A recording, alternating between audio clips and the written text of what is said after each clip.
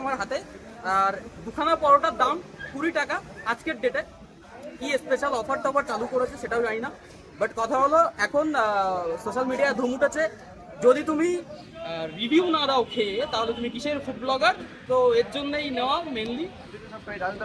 পরোটা এখানে ছিঁড়ে বুড়ে বেশ ভালো রকম দিয়েছে। এখানে দেখাতে বলবো, সয়াবিন, আলু, মটর সব কিছু দেওয়া একটা পাঁচমেশালি তরকারি, তার সাথে দুটো লঙ্কা, একটা আপেল, পেঁয়াজ। তো চলো আগে পরোটা খেয়ে দেখা যাক। এখান থেকে একটু গদ মার্কা তরকারি নিয়ে এরকম করে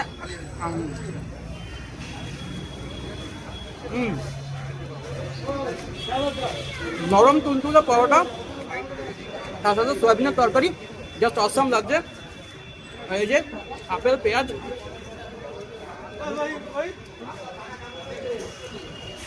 পেঁয়াজের মতনই খেতে, আপেলের মতন নয়।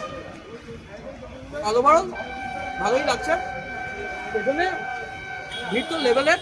আজকে 9টার সময় এসেছি, রাজুদাকে ভাগ্যক্রমশ ভালোভাবে পেয়ে গেছি।